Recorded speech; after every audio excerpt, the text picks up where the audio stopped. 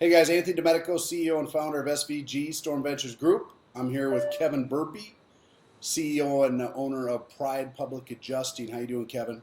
I'm doing wonderful, Anthony. Thank you. Where you guys headquartered there? LA? You in LA? Los Angeles, yeah, beautiful California. On Couldn't the have ocean? very close to the ocean. We're about 3 miles in. Great You, weather. you guys don't get any storms out there though. No, we don't. We need to go to states like Texas and Florida to experience the storm weather, but we're safe here. So Well, speaking of the ocean, one of the reasons we're calling today is to, glad you're coming back to Win the Storm. Here's the other ocean on the other side of the country, Win the Storm Miami Beach. It's our 3-day event for contractors, public adjusters, policyholder attorneys, fire water companies. We're bringing everyone together, 2,500 contractors and industry folks under one roof at the Fillmore. So we're excited to have you back again as a speaker, presenter, and I know you're one of our largest vendors this year as well. yeah, we're super excited to be there with you guys. You put on an amazing event, and Grant Cardone, he's a keynote speaker again. GC. That's so amazing. They call him Love that. Uncle. They call him Uncle G. That's what all the sales guys call him, Uncle G. Yeah, no, I haven't called him that yet. So, He's big with but yeah, the. he's great. He's great. I look at a lot of his content. He's a great Yeah, guy. So you pick the best of the best. That's for sure. yeah. He's one of our. He was our keynote last year in Vegas. We sold out Vegas last year at the Hard Rock, and we had 750 CEOs last year, and that was a good group. It's our fourth year in a row, and then this year we're expecting. We're going for 2,500, so we're gonna be 3 times bigger, and we're Wow. opening up to the fire water companies this year, and one of the reasons guys are, people ask, well, why do you guys bring the PAs and the public adjusters? And so, two reasons why in our industry, and one of the big problems, SVG Storm Ventures Group deals with a lot of contractors. That's our client base. I used to be a contractor. There's always this dilemma or this mystery or this distrust on how to work with a public adjuster on a claim or a restoration project. And one of the things we're trying to do at the Wind Storm Conference and SVG does is bring these two people together so that they're compliant and they're working together in the right way. Can you talk a little bit about that? Yeah, and I get it. I understand where contractors come from, and they've had some things happen to them. You posted something a while ago about a contractor that had a bad experience with a public adjuster. So it really is all about choosing who you're going to work with. You can find bad roofers in the industry, and doesn't mean you stop using roofers. You just got to find the right company. We here at Pride, we try to do our best to protect contractors that refer us leads. And in fact, if we know that a client isn't going to use the contractor that brought us in, we'll drop the claim. But one of the things that we do from the very onset is, we first make sure that the contractor actually has a contract with the client. Right. And then also, when we sign our contract, we get an authorization and designation to pay form signed Designation to by the pay. client.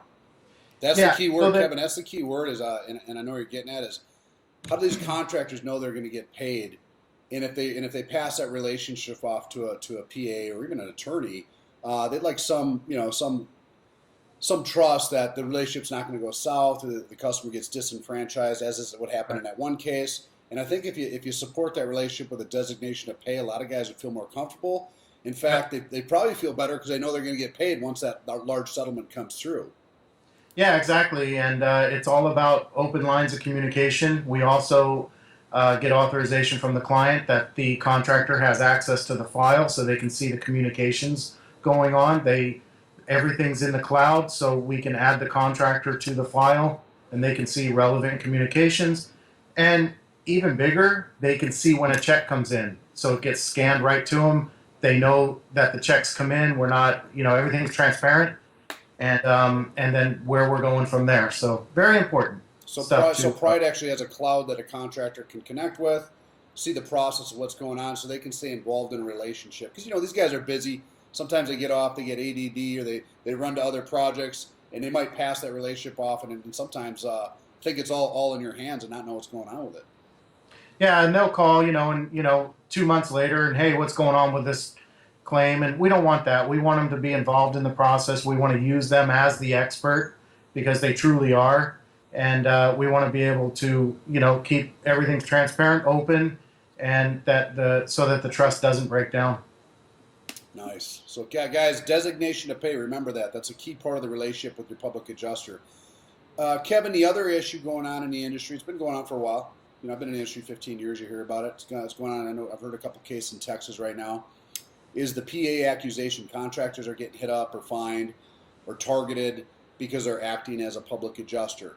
And one of the things that Storm Ventures Group SVG does is we try to help guys out with the right contracts, the right language, so that they're talking the right way and they're not compliant, so they're not getting fines, and they're we want to teach guys how to make money, but we want to teach them how to do it the right way. That's one of the reasons we bring public adjusting companies like yourself into Wind to Storm, to make sure guys are doing it the right way. Not only how to work with the PA, but not how to not cross that gray area line that's in some states, and in some other states it's not so fine, and do things the right way. Can you talk a little bit about that?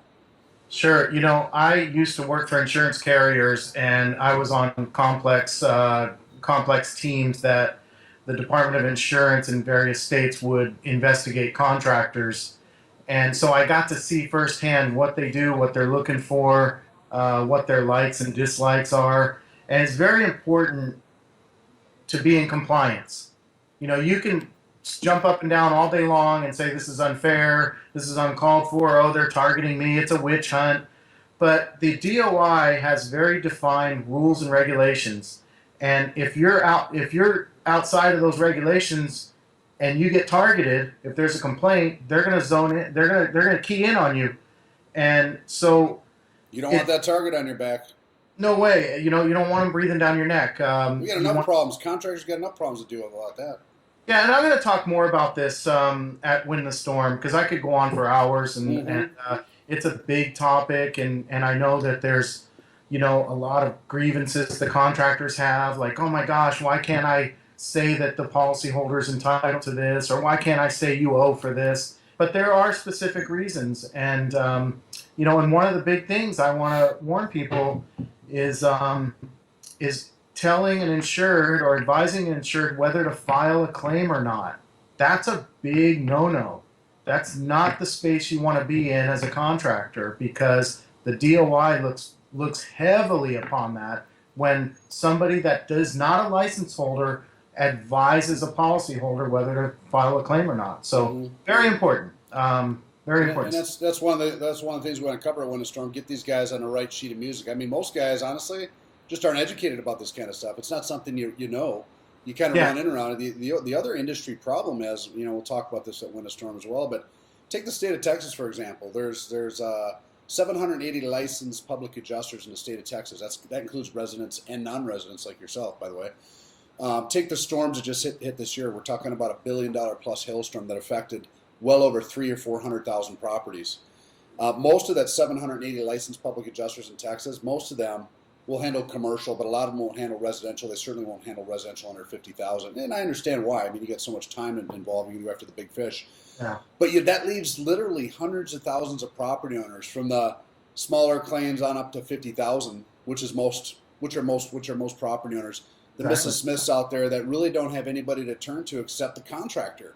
And so it's almost like a catch-22. Like, the industry has created this vacuum of opportunity where, I'm not saying it's the right thing for a contractor to do, but they're really almost compelled to move into that segment because there's nobody there.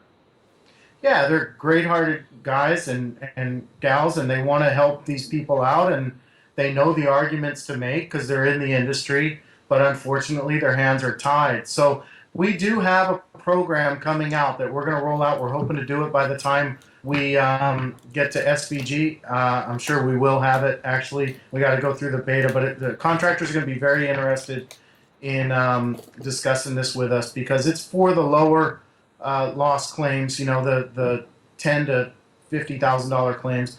The average claim in the United States is $8,800. That's all it is. So there's nobody's going to help those people, because business-wise it doesn't make sense. But our new program will make sense, and it's not going to gouge into the contractor's price or their costs, and so it's a great program. We're looking to it. Yeah, so I mean, it's an industry-wide issue. I mean, you got literally hundreds of thousands of property owners, like you said, $10,000 to $15,000 claims, and there's really not a lot of public adjusters, let's be honest, that are going to operate in that segment. So we gotta talk about the real issue. Yeah. You know, that there's this opportunity in vacuum in the industry where that segment's not being filled. Maybe the states need to put more training and education out there to hire more public adjusters. I mean, who knows? But hey, either way, it's going to be a great conference. Public adjusters is one of the things. You know, we got drones coming, drone certification. We got some top CRM Excellent. companies, great speakers like Grant Cardone. It's going to be a great time to get everybody together for 3 days. 3 days of fun, 3 days of training. We say 3 days of training, 2 days of fun because we overlap into the weekend. Saturday and Sunday, you know, we got the yacht cruises and we got the Everglades. You can take a wind boat out of the Everglades, look at the alligator. So yeah, it's gonna be a lot of fun. Wind to storm. I'd send you one of these coffee cups, but I'm saving them for all the contractors up north that got to stare at the ocean during the wintertime. Sounds good. Hey, we're glad to have you back, Kevin. Thanks for chatting. I just want to give everybody a little bit of idea about some of the content we're going to be talking about at Wind to Storm. Thanks, Anthony. Yep. Thanks, buddy. Take care.